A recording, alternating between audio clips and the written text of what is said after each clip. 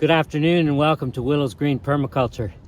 It's April 8th today and I want to see what we have edible that's starting to grow in the garden that we have come up every year this time of year. So if this is something you're interested in, then let's get started.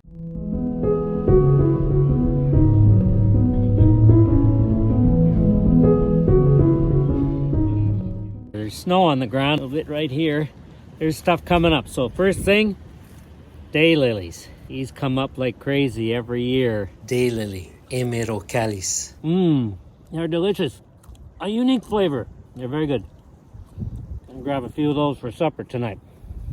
These plants are so aggressive that they'll quickly replace these sprouts that I'm picking. Maggie's never tasted them before, so I'm gonna introduce her to them. I've got some walking onions here that are coming up in a pot here. And grab a few of these, just a few. They're also called Egyptian onions. Allium, proliferum. I got some perennial garlic here. Comes back every year. We don't bother to harvest it. Growing close to our potatoes. Grab a few pieces of this. Got a nice little clump of dandelion here, nice and fresh. Dandelion's a bit bitter, but if you blanch it, it sweetens the flavor. Or if you just add it to a salad, it's really quite delicious, very healthy. And so long as it hasn't put out the flower bud yet, the leaves aren't quite as bitter. When it starts putting out the flower bud, that the leaves become more bitter. Of course, I could also dry these leaves and make tea out of them. But add that to a salad. Here we go, let's grab some more. It's all gonna grow back anyway. Here we go. Take out the leaf litter. Got a little tiny bit of parsley here. Grab that. Just a little leaf or two. So much flavor. Here we go. I smell the oregano. I'm lying on some dried oregano. Oh, it smells good. Hasn't started growing yet though. I don't think. No, not yet. It'll come up soon enough. Found some somewhere else. Okay. What do we got here? It's in the mint family, but gotta smell it and taste it. This is catnip. I thought it was Anise hyssop, but Anise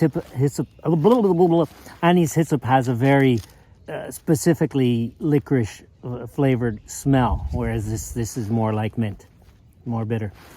Anyway, I'm gonna add this to the dandelion salad. Let's grab a few. Catnip is great for keeping the ticks away. Get so much of it, I'm gonna start rubbing it on the cats every morning. They'll love it.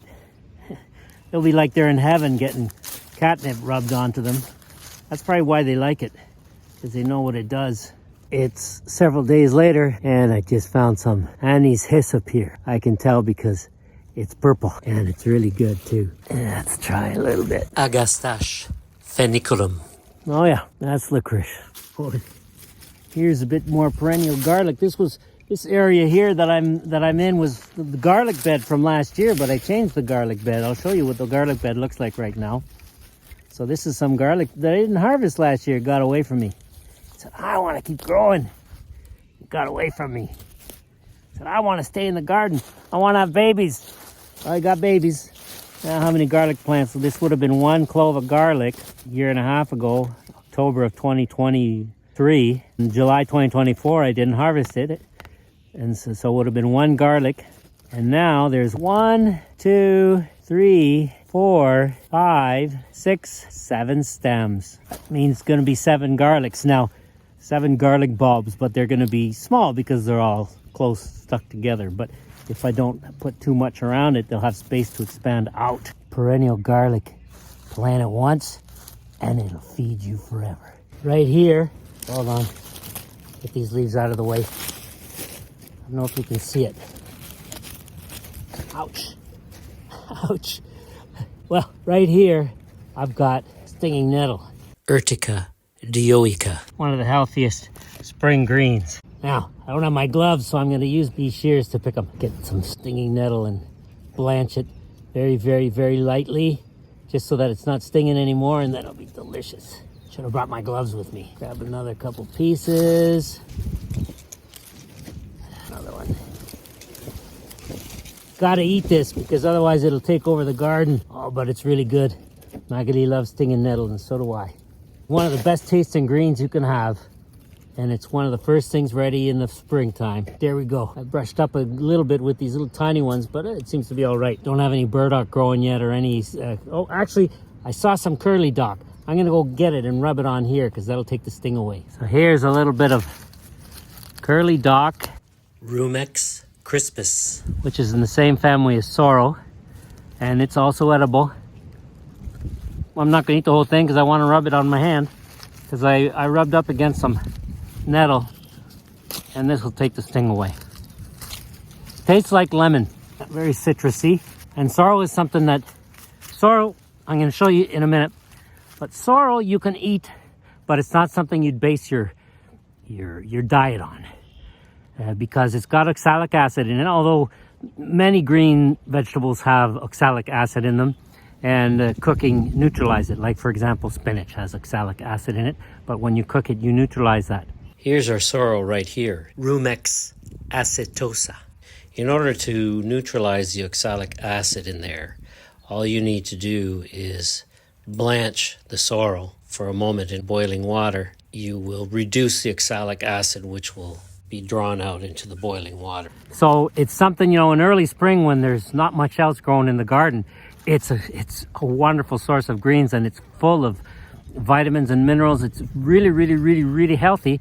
But you don't want to eat too much of it because it's oxalic acid. But that would only be problematic if you were really basing it as a staple and you were eating it all year. I eat it for a few weeks in the spring, maybe 6 weeks, a couple times a week, and it's really nice. This is curly dock, which is in the same family. You can also eat it, especially when it's young like this. But you see how my hand's green there? That's where I rubbed up against the stinging nettle, and it hurt a little bit, not too much. But now the sting has gone away.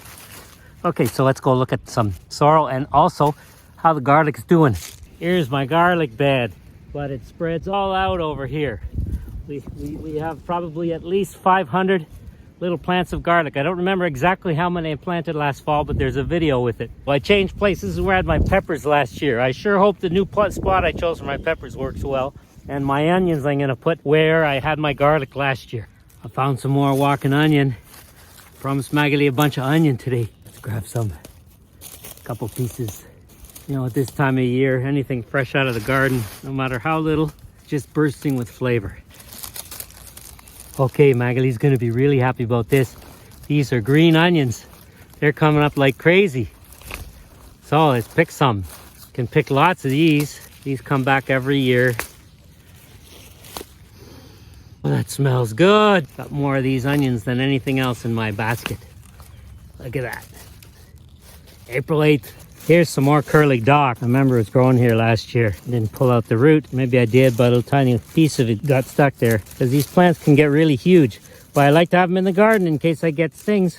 These things too, they work for that. I'm going to grab this so we can eat a little bit of it because it's nice and small and tender. And you're going to see it looks just like sorrel. Same color and texture, except that these leaves are longer and thinner and the sorrel is shorter and kind of stouter. Here's a nice clump of sorrel. You have to be careful where you put it because it comes back every year and it gets really big, and you don't want to put it somewhere where it might overcrowd some of your other plants. We keep this in a sort of a wild part of our garden. Some leaves there. Taste one. Should have a nice lemony flavor to it. Oh, wow. It's like I'm chewing on lemon juice. Lemonade. Green lemonade. Now, I just ate a few leaves there, but it's better to blanch them, cook them a little.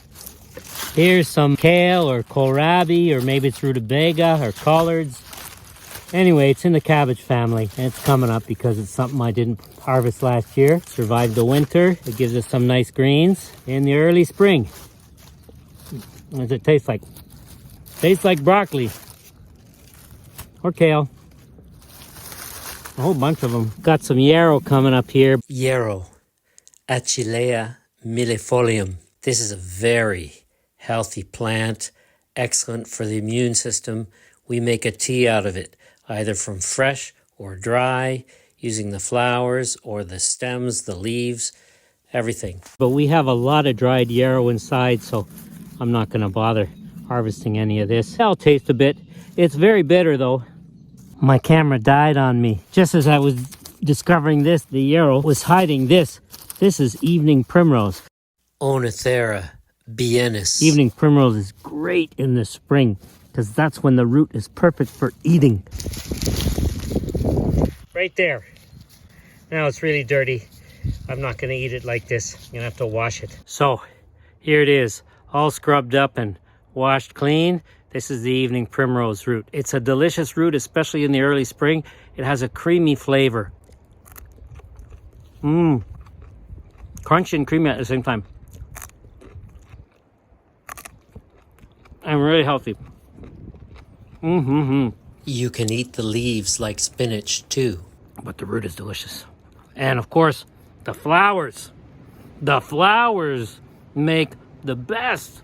Oh, they make the best syrup. I did a video in the last spring with it. Evening primrose flowers. They're so sweet and delicious, just raw like that. But they make a wonderful syrup too, a wonderful like honey type thing. A whole bunch of chives here.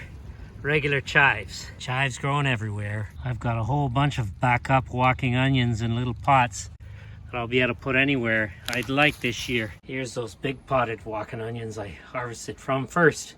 And here's a little bit of chicory. I'm not going to harvest this though. I want to let it get big because it's going to grow into a nice round, beautiful looking head. Here's another one over here. Now you can see it.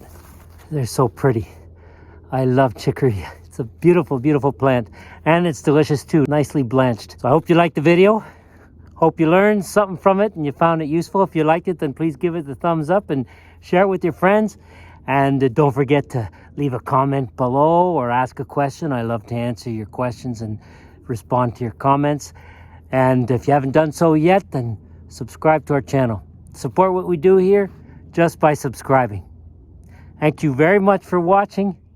Have a wonderful week, and we will see you next time. Here's the chicory. Chicory. Whole bunch of chicory. This was so good for supper.